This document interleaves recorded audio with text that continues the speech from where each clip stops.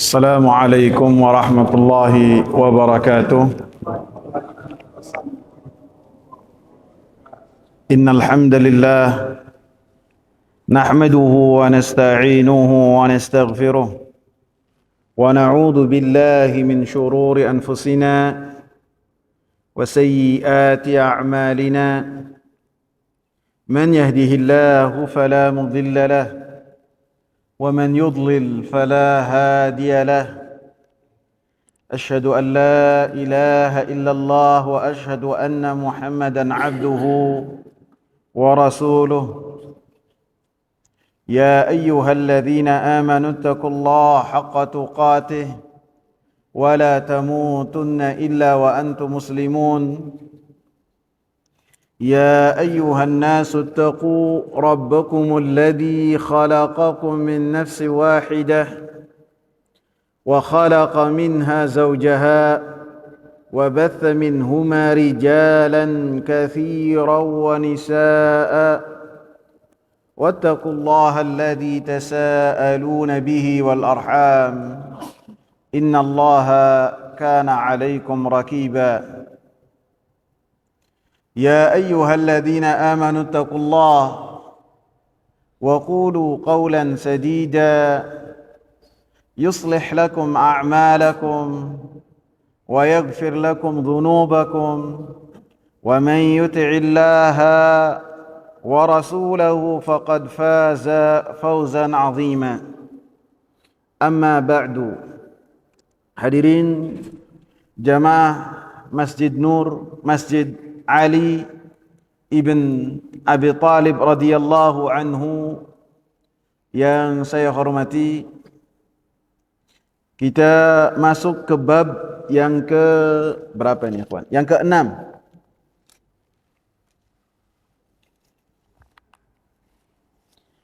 Babu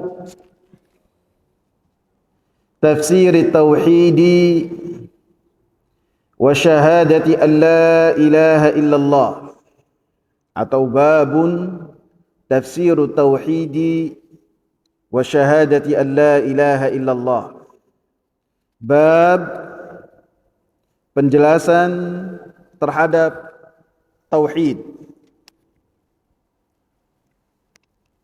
dan penjelasan mengenai tentang kesaksian kalimat la ilaha illallah.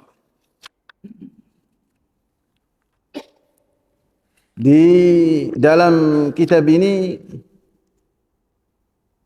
setelah kita membahas tentang hakikat tauhid, tentang keutamaan tauhid, kemudian tentang rasa takut terhadap kesyirikan, kemudian setelahnya berdakwah terhadap kesaksian kalimat la ilaha illallah.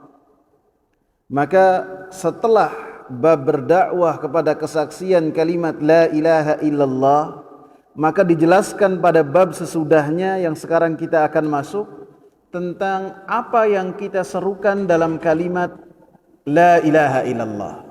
Artinya ketika kita memerintahkan orang lain untuk mengucapkan kalimat la ilaha illallah, apakah hanya cukup dengan mengucapkan saja, atau di dalamnya ada makna yang makna tersebut harus kita amalkan? Apabila kandungan dari kalimat la ilaha illallah tidak diamalkan, apakah kesaksiannya masih memberikan manfaat kepada orang-orang yang mengucapkan ataukah tidak? Ini yang dibawakan oleh penulis kitab ini, sehingga setelah beliau menyusun bab berdakwah kepada kalimat la ilaha illallah, setelahnya beliau cantumkan bab yang berkaitan dengan makna dan penjelasan kalimat tauhid dan kalimat la ilaha illallah. Beliau mencantumkan 4 ayat ataupun 5 ayat dan 1 hadis. Kita masuk ke ayat yang pertama. Surat Al-Isra ayat 57. Ulaika alladzina yad'una ulaika alladhina yad'una yabtaghuna ila rabbihimul wasilata ayyuhum aqrabu. Saya sempurnakan aja. Yang di dalam kitab sampai aqrabu. Wa yarjuna rahmatahu wa yakhafuna 'adzabah. Inna 'adzaba rabbika kana mahdzura. Mereka orang-orang yang berdoa mengharapkan kepada Allah Subhanahu wa taala al-wasilah, ayyuhum aqrabu, siapa di antara mereka yang paling dekat, wa yarjuna rahmatahu, dan mereka mengharapkan rahmat Allah, wa yakhafuna 'adzabah, dan mereka pun takut azab Allah. Inna 'adzaba rabbika kana mahdzura. Sesungguhnya azab Rabbmu haruslah yang selalu ditakuti dan diwaspadai. Ayat ini membahas tentang orang-orang yang mereka berdoa kepada Allah Subhanahu wa taala dan berdoa kepada selain Allah Subhanahu wa taala. Akan lebih jelas lagi apabila kita baca dengan membaca ayat yang sebelumnya.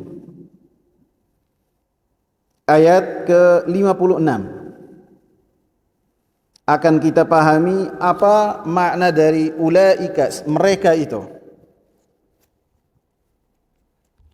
Allah Subhanahu wa taala mengatakan, "Qul ud'u alladhina za'amtum min dunihi fala yamlikuna kashfa ad-durri 'ankum wala tahwila."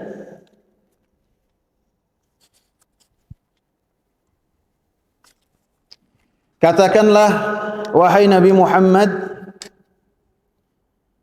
kepada mereka-mereka, hendaklah kalian berdoa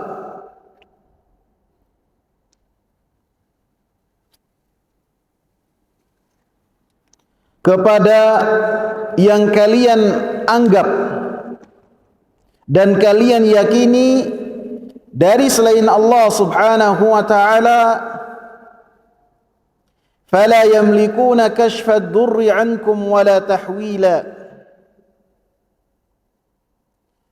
Yang kalian berdoa kepadanya, maka mereka tidak akan mampu menghilangkan mudarat dan kesusahan kalian, wala tahwila, dan mereka tidak akan mampu mengubah keadaan kalian. Sehingga ayat 57 menjelaskan tentang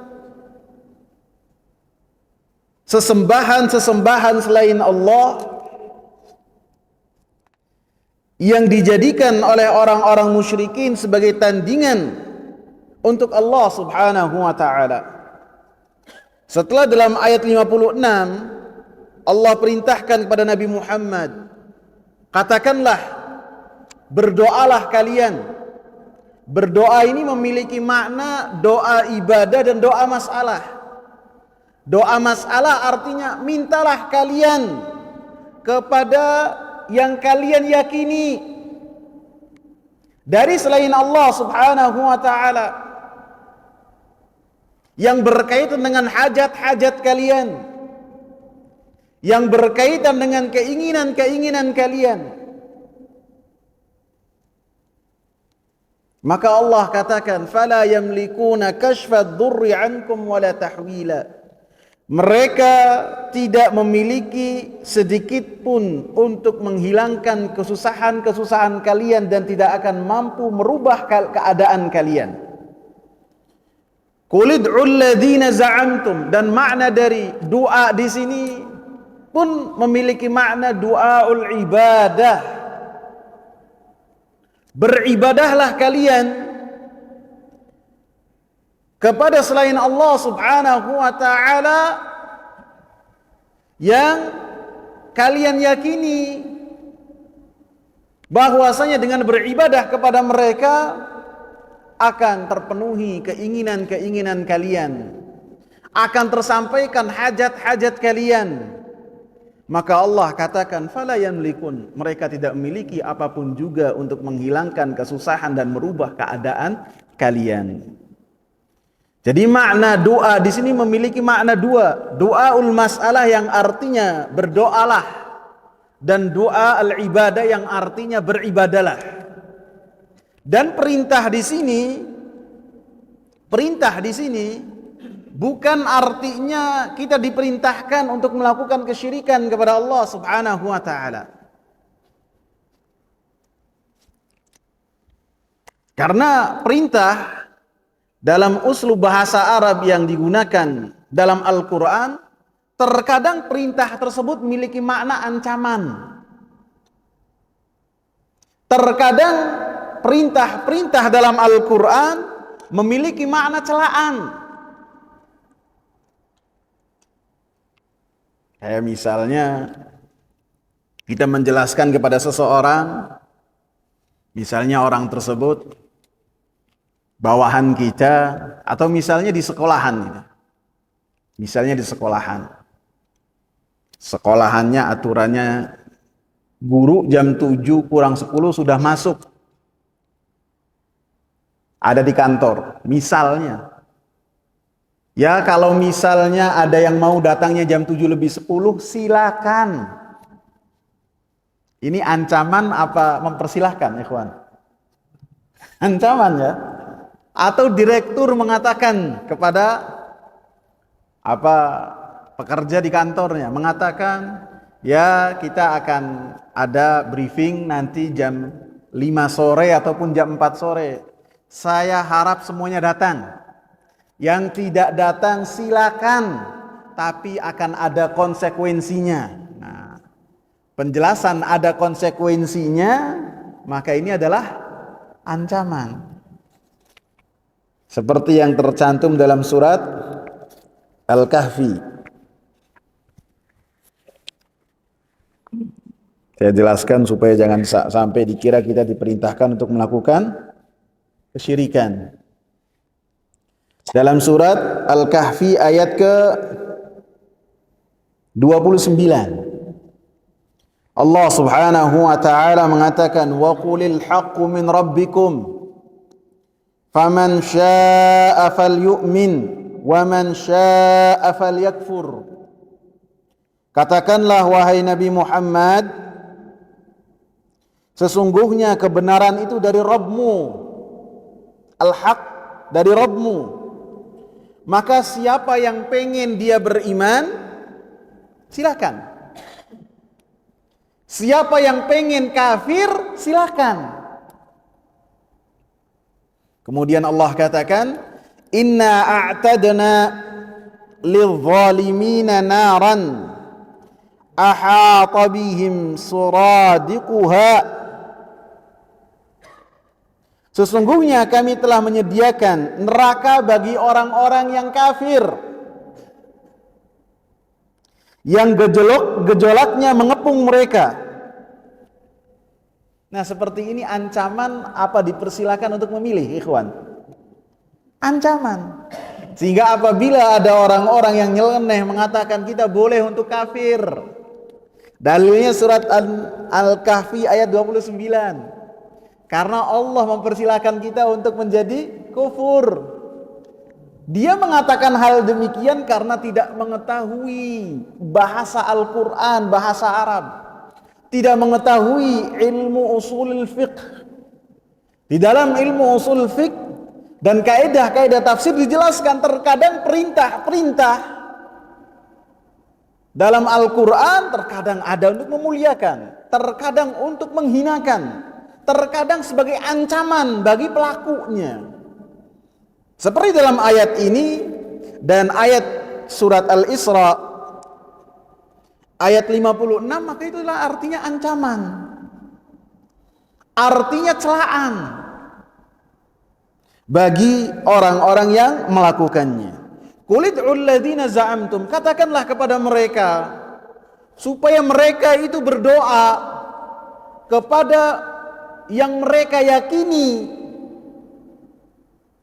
selain Allah subhanahu wa ta'ala, karena mereka meyakini juga kepada Allah subhanahu wa ta'ala. Mereka beribadah kepada Allah dan mereka pun beribadah kepada selain Allah subhanahu wa ta'ala. Maka Allah subhanahu wa ta'ala katakan, فَلَا يَمْلِكُونَ كَشْفَ الضُّرِّ عَنْكُمْ وَلَا تَحْوِيلًا. Maka yang mereka jadikan sekutu untuk Allah dalam mereka beribadah tidak mampu menghilangkan, mereka tidak memiliki kemampuan untuk menghilangkan bahaya dan mudarat yang mendera kalian, dan tidak mampu merubah kalian. Tidak bisa mereka itu merubah orang yang sakit, penyakitnya dirubah kepada orang lain. Penyakit dipindah dari negeri ke negeri yang lain, atau penyakit dari orang ke binatang. Allah katakan wala tahwila, mereka tidak mampu menghilangkan kesusahan-kesusahan yang ada pada diri kalian. Ulaika, mereka ini yang dijadikan tandingan untuk Allah. Ulaika alladzina yad'un, mereka yang dijadikan tandingan untuk Allah subhanahu wa ta'ala, seperti Maryam, seperti Isa alaihi salam, seperti Uzair, seperti malaikat-malaikat yang disembah oleh sebagian manusia dan sebagian orang-orang musyrikin, baik Arab ataupun bukan Arab. Mereka beribadah kepada malaikat. Bahkan Abdullah bin Mas'ud mengatakan, ayat ini membahas tentang sebagian manusia, sebagian orang-orang Arab, mereka beribadah kepada sebagian jin. Beribadah mereka kepada jin. Kemudian jin tersebut, kelompok jin tersebut beriman kepada Nabi Muhammad sallallahu alaihi wasallam.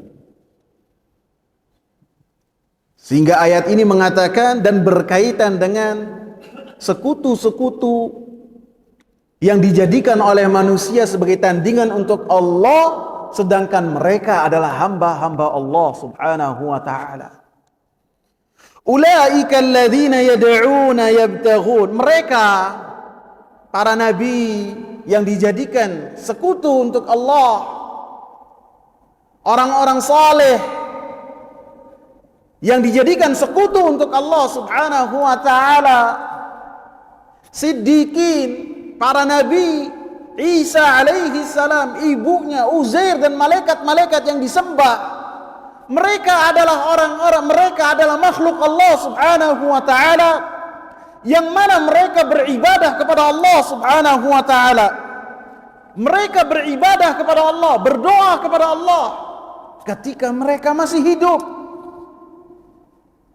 Yabtaghuna ila rabbihimul wasilah, ketika mereka beribadah kepada Allah, mereka berharap mencari kepada Allah subhanahu wa ta'ala al-wasilah, kurbah, pendekatan diri kepada Allah subhanahu wa ta'ala dengan senantiasa melaksanakan ketaatan kepada Allah subhanahu wa ta'ala.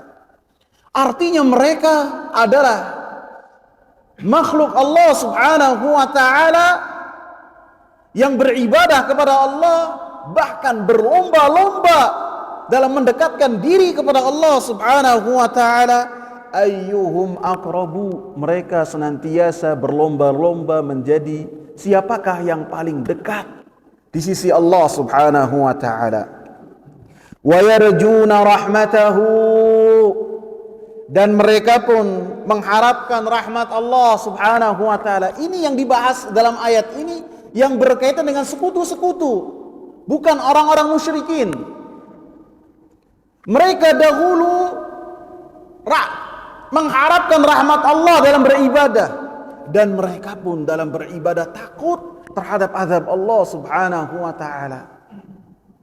Artinya, kalian wahai orang-orang musyrikin, mengapa kalian beribadah kepada Mereka-mereka yang dulunya adalah penyembah dan beribadah kepada Allah Subhanahu wa taala.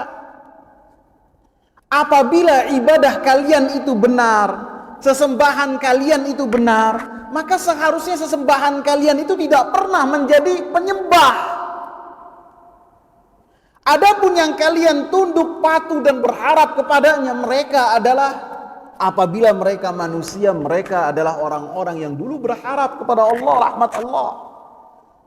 Mereka adalah ketika mereka hidup adalah orang-orang yang takut terhadap azab Allah Subhanahu wa taala dan senantiasa berusaha dengan ketaatan-ketaatan mereka untuk menjadi orang-orang yang paling dekat dengan Allah Subhanahu wa taala. Sehingga ayat ini membahas tentang sesembahan-sesembahan selain Allah apabila mereka itu adalah yang bernyawa sebelumnya. Adapun berhala, adapun pohon, adapun batu tidak masuk dalam ayat ini. Ketika mereka beribadah kepada Nabi, maka Nabi ini dulu beribadah kepada Allah. Maka kenapa setelah mati kalian tujukan ibadah kepada para Nabi? Baik Nabi Isa ataupun selainnya. Inna azab rabbika kana mahdzura. Sesungguhnya azab Allah Subhanahu wa taala haruslah yang senantiasa diwaspadai. Maka dalam ayat ini Allah Subhanahu wa taala menjelaskan keadaan orang-orang musyrikin. Orang-orang musyrikin, keadaan mereka beribadah kepada Allah Subhanahu wa taala dan mereka pun beribadah kepada selain Allah Subhanahu wa taala. Maka penjelasan yang berkaitan dengan tauhid, haruslah tauhid itu diisi dengan penetapan ibadah hanya kepada Allah Subhanahu wa taala dan menafikan ibadah kepada selain Allah Subhanahu wa taala. Sehingga ilah yang berhak disembah hanya Allah Subhanahu wa taala. Dan selain Allah Subhanahu wa taala mereka tidak layak untuk diibadahi. Karena mereka, Allah katakan, wala yamlikuna kashfa dhurri ankum. Mereka tidak akan mampu menghilangkan kesusahan-kesusahan kalian. Dalam surat Al-A'raf, Allah Subhanahu wa taala jelaskan tentang orang-orang yang beribadah kepada selain Allah Subhanahu wa taala, bahwasanya sekutu-sekutu tersebut tidak bermanfaat untuk mereka, bahkan untuk diri mereka. Dalam surat Al-A'raf ayat 191 Allah katakan, ayusyrikuna ma la yakhluqu syai'an wa hum yukhlaqun. Apakah mereka mempersekutukan Allah Subhanahu wa taala dengan yang tidak mampu menciptakan sedikit pun? Bahkan mereka itu sekutu-sekutunya yukhlaqun, diciptakan oleh Allah. Yang beribadah dan yang dijadikan sekutu dan tandingan untuk Allah adalah makhluk semuanya. Wa in tad'uuhum ilal huda la yattabi'ukum. Bukan, sebelumnya ayat 192. Wa la yastati'una lahum nasran wa la anfusahum yansurun. Mereka, sekutu-sekutu tersebut, tidaklah mampu untuk menolong orang-orang yang beribadah kepada mereka, tidak mampu memenuhi hajat-hajat mereka, tidak mampu memberikan pertolongan ketika mereka membutuhkan pertolongan, tidak mampu.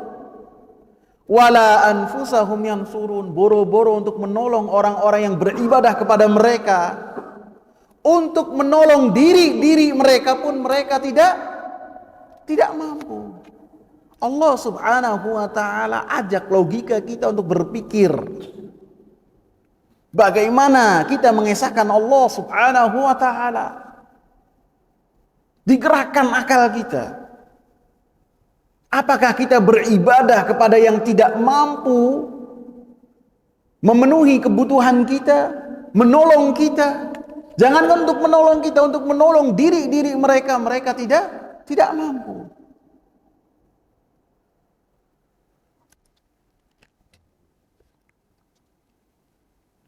Di dalam ayat lain Allah subhanahu wa ta'ala katakan, surat Fatir ayat 13 dan 14. Walladzina tad'una min dunihi ma yamlikuna min qitmir. Dan yang kalian beribadah kepada selain Allah, antum perhatikan dalam ayat-ayat yang Allah jelaskan tentang kekufuran senantiasa diiringi dengan kepada selain Allah, kepada selain Allah, kepada selain Allah. Artinya apa? Ayat ini Allah turunkan terhadap orang-orang yang mereka beribadah kepada Allah. Beribadah kepada Allah dan mereka pun beribadah kepada selain Allah subhanahu wa ta'ala. Mereka sujud ruku kepada Allah, menghinakan diri kepada Allah sebagai bentuk ketaatan kepada Allah, dan mereka pun melakukan hal yang sama kepada selain Allah subhanahu wa ta'ala. Maka Allah sebut mereka sebagai orang-orang kufar, sebagai orang-orang musyrikin. Karena apa yang mereka lakukan bukanlah bentuk mentauhidkan Allah, bukanlah beribadah kepada Allah. Karena ibadah yang diterima oleh Allah subhanahu wa ta'ala, ketika ibadah tersebut hanya diberikan kepada Allah subhanahu wa ta'ala dan tidak menyertakan siapapun juga selain Allah subhanahu wa ta'ala. Allah katakan, ana aghna syuraka 'anil syirk. Man asyraka ma'iya ghairi taraktuhu wa syirkahu. Saya adalah yang paling kaya, yang tidak butuh kongsi-kongsi dalam beribadah. Sebagaimana Allah subhanahu wa ta'ala menciptakan alam semesta ini esa dan tunggal, tidak ada yang membantu Allah, tidak ada yang beserta Allah. Maka dalam kalian beribadah pun hendaknya kepada Allah subhanahu wa ta'ala. Siapa yang menyertakan Allah subhanahu wa ta'ala bersama dengan Allah, siapapun itu, apapun itu, baik kesyirikan yang besar ataupun kecil, baik ketika sujud ia iringkan juga dengan sujud kepada selain Allah, baik ketika berdoa ia berdoa kepada Allah dan berdoa juga kepada selain Allah, maka kata Allah, taraktuhu wa syirkahu, maka saya akan campakkan dia beserta dengan amalan-amalan yang di dalamnya ada kesyirikan. Allah campakkan, artinya Allah murka terhadap amalan yang dilakukan oleh orang tersebut. Walladzina tad'una min dunihi, dan yang kalian beribadah kepada selain Allah, yang kalian beribadah dan berdoa kepada selain Allah, ma yamlikuna min qitmir, maka mereka tidak memiliki apapun juga di dalam alam semesta ini, walaupun sekulit ari. Ada yang lebih kecil dari kulit ari, yang lebih tipis. Jangankan yang berkaitan dengan hajat manusia. Orang ini selamat, orang ini langgeng dalam jabatannya, orang ini mudah jodohnya, orang ini hajatnya terpenuhi, orang ini rezekinya lancar. Jangankan perkara-perkara yang besar, mereka untuk perkara yang kecil lagi remeh dan tidak terlihat di mata kita, mereka tidak memiliki hal tersebut. Min kitmir, tidak memiliki hal tersebut, tidak punya dan tidak memiliki daya terhadap perkara yang berkaitan dengan kulit ari ini, yang sesuatu yang sangat kecil dan di mata kita terkadang tidak terlihat. In tad'uuhum la yasma'u du'aakum walau sami'u mastajabu lakum wa yawmal qiyamati yakfuruna bisyirkikum wa la yunabbi'uka mithlu khabir.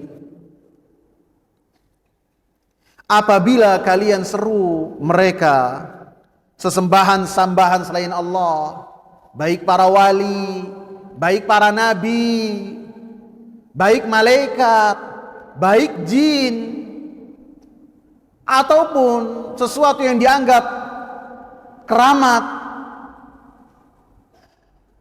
ketika kalian berdoa kepada mereka, la yasma'u du'aakum, maka mereka tidak akan mendengar doa-doa kalian. Tidak akan mendengar. Lebih-lebih yang di alam kubur, tidak akan mendengar. Walau sami'u mastajabu lakum, walaupun mereka itu mendengar yang di dalam kubur mereka seru, mereka minta, baik dengan panggilan ya imam, baik dengan panggilan ya syekh, baik dengan panggilan ya kiai, baik panggilan dengan panggilan ya nabi. Apabila Allah berikan kepada mereka supaya mereka mendengar seruan-seruan tersebut, mastajabu lakum, maka tidak akan mampu untuk memenuhi apa yang kalian mintakan. Karena apabila sesembahan-sesembahan selain Allah yang dijadikan tempat untuk berdoa oleh sebagian orang, yang berdoa tersebut diarahkan kepada kuburan-kuburan, apabila mereka adalah benar-benar orang soleh, maka tidak akan mampu memenuhi doa-doa mereka dan tidak akan peduli. Karena apa? Mereka lagi nikmat di dalam kenikmatan alam barzah, kenikmatan yang luar biasa, sehingga mereka lalai terhadap apa yang dimintakan mereka. Akan tetapi apabila yang dimintakan tersebut adalah bukan orang saleh, hanya mereka mendengar ada si fulan doa di situ, kemudian doanya dikabul, sehingga manusia pun karena kesusahan dan tidak memiliki ilmu berbondong-bondong untuk datang ke tempat tersebut. Ketika berdoa, maka Allah katakan apabila bukan orang saleh, maka walaupun mendengar mereka sibuk. Sibuk dengan apa? Dengan azab. Kalau tidak dengan nikmat, dengan azab. Dan kedua-duanya melalaikan. Sehingga Allah katakan walau sami'u mastajabu lakum. Walaupun mereka mendengar, maka tidak akan memenuhi hajat-hajat kalian yang kalian mintakan. Wa yawmal qiyamati yakfuruna bisyirkikum, dan pada hari kiamat kelak orang-orang yang kalian jadikan sekutu untuk Allah Subhanahu wa taala akan kufur, akan mengingkari peribadatan-peribadatan kalian. Artinya mereka tidak pernah memerintahkan, mereka tidak pernah berwasiat supaya mereka dijadikan tandingan untuk Allah Subhanahu wa taala, sehingga mereka mengingkari ibadah-ibadah yang manusia tujukan kepada mereka. Sehingga dalam ayat ini Al-Imam Muhammad bin Shalih Al-Utsaimin rahimahullah beliau mengatakan anna tauhid yatadammanu al-bara'ata minasyirki, bahwasanya tauhid memiliki makna haruslah berlepas diri dari kesyirikan. Bihaitsu la yad'u ma'allahi ahada,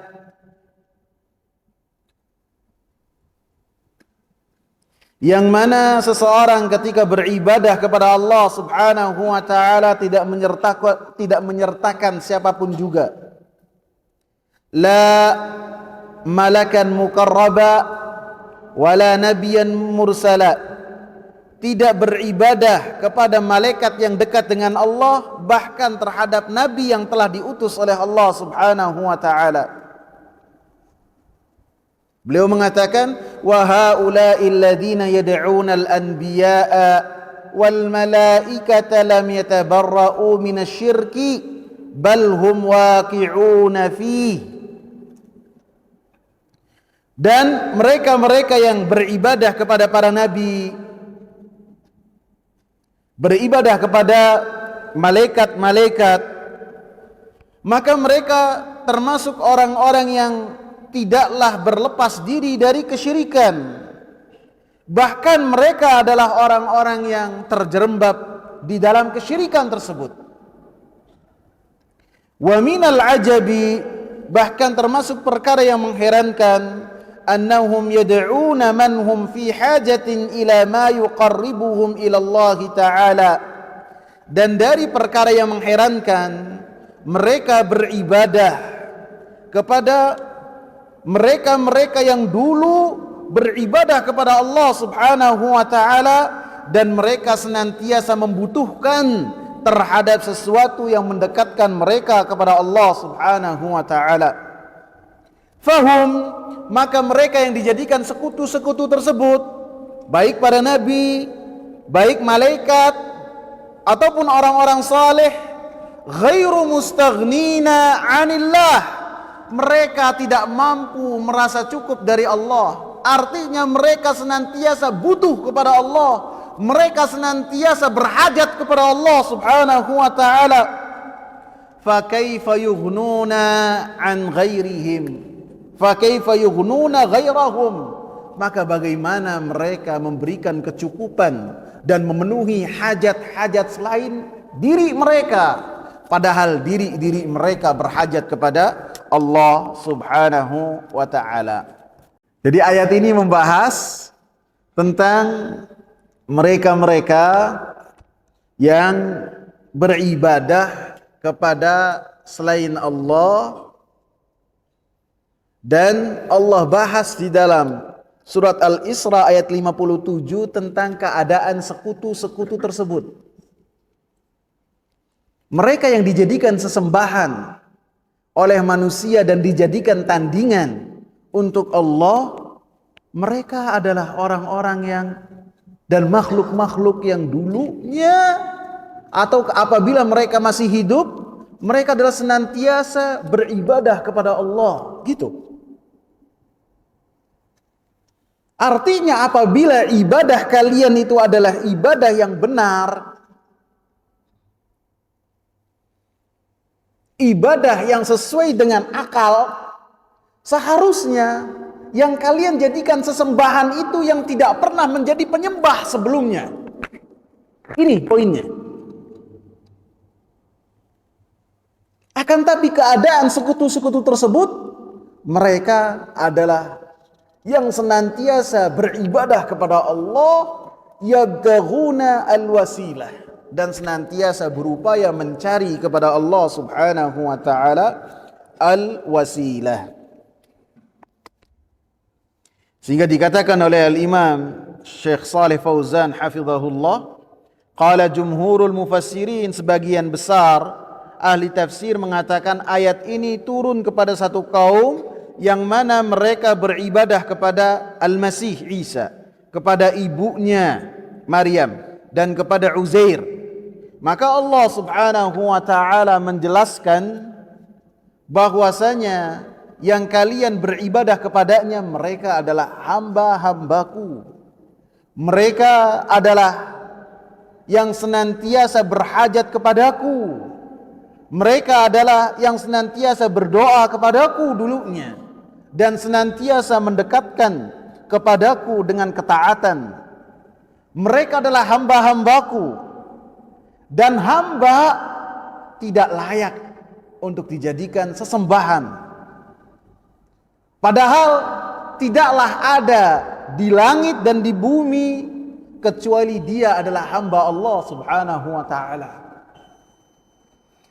Allah subhanahu wa ta'ala katakan dalam surat Maryam ayat 93, In kullu man fis samawati wal ardi illa atir rahmani abda. Tidaklah ada sesuatu yang ada di langit dan di bumi kecuali dia akan datang kepada Allah subhanahu wa ta'ala sebagai seorang hamba. Dalam surat An-Nisa ayat 172 Allah katakan lan yastankifal masihu an yakuna 'abdan lillah walal malaikatul muqarrabun. Al-Masih Isa alaihi salam tidak akan sombong dan tidak akan sungkan untuk menjadi hamba Allah. Bahkan malaikat-malaikat terdekat pun mereka pun tidak akan sungkan untuk melakukan hal yang sama. Semuanya adalah hamba Allah subhanahu wa ta'ala.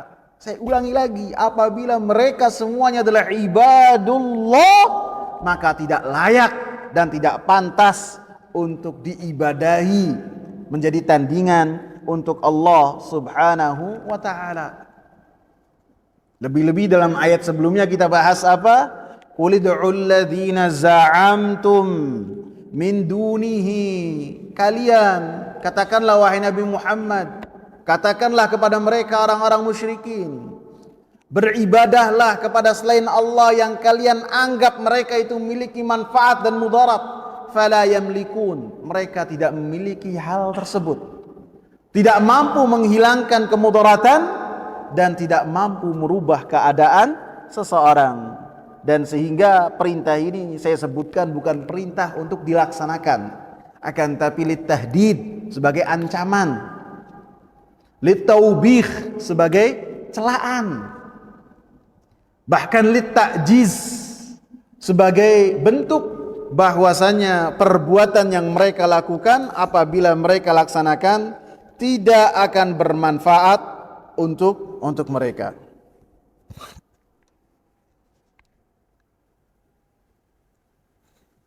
Di dalam ayat ini disebutkan tentang al-wasilah. Al-wasilah artinya adalah taat dan ibadah kepada Allah subhanahu wa ta'ala.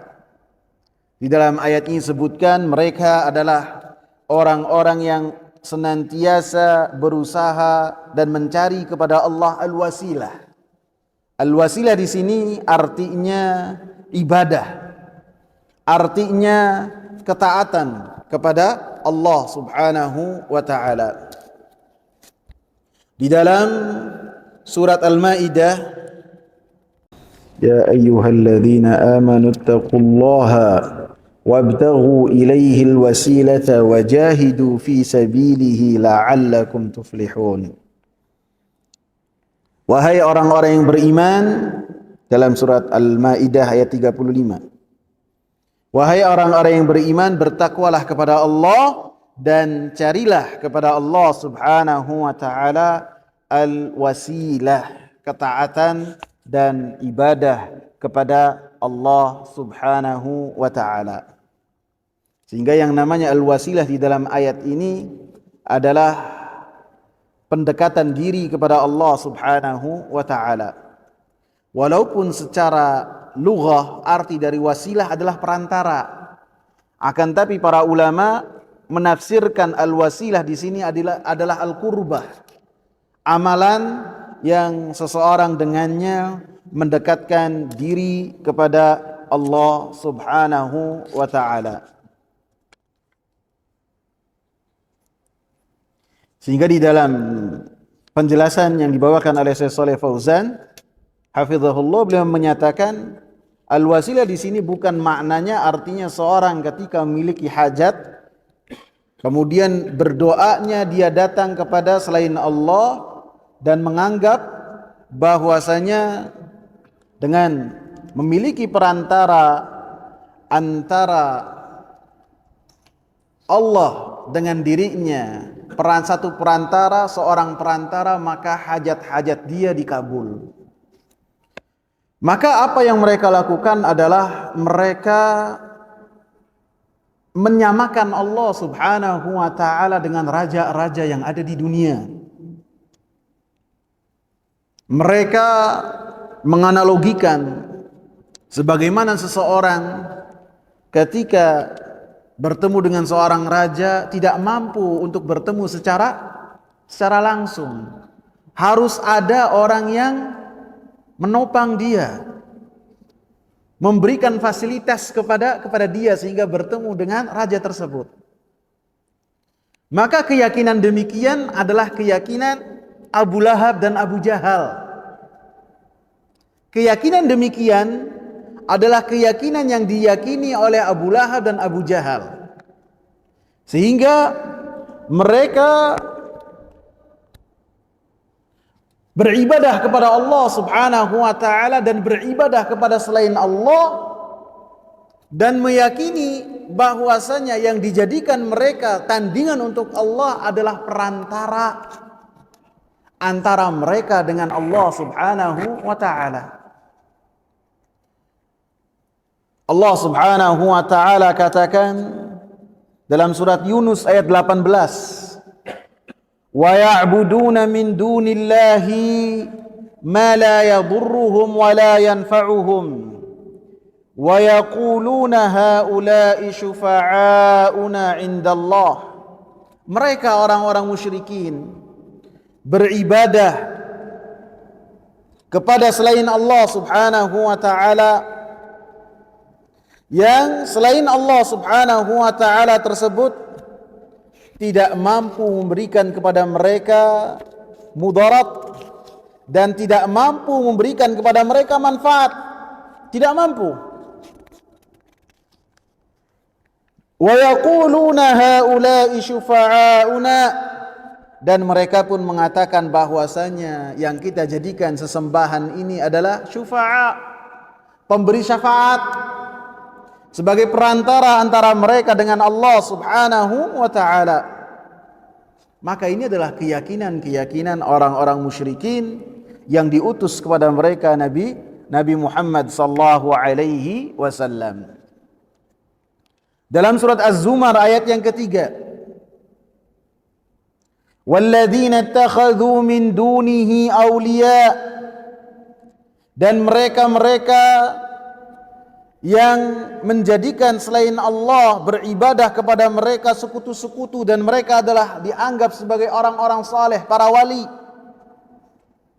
Ketika mereka mencurahkan ibadahnya kepada para wali, orang-orang ahli ibadah, orang-orang saleh, ketika mereka ditanyakan terhadap mereka kenapa mereka melakukan hal tersebut, ma na'buduhum illa liyuqarribuna ilallahi zulfa, mereka mengatakan tidaklah kita beribadah kepada mereka kecuali dalam rangka supaya mereka bisa menjadi perantara antara kita dengan Allah.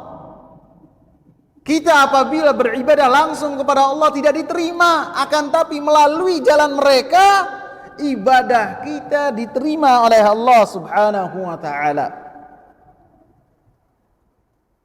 Maka ini adalah keyakinan orang-orang yang kepada mereka diutus Nabi Muhammad sallallahu alaihi wasallam.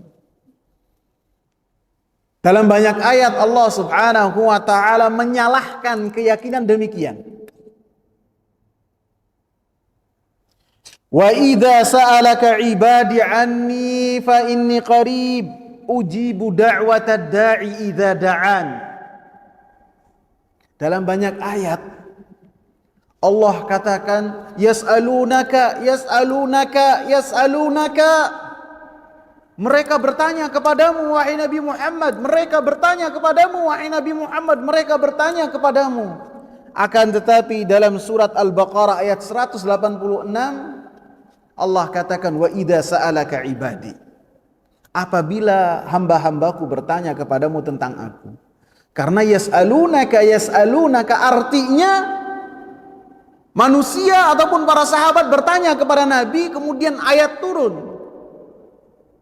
Adapun yang berkaitan dengan dekatnya Allah, maka Allah langsung mengabarkan kepada Nabi Muhammad tanpa ada pertanyaan dari sahabat-sahabat Nabi.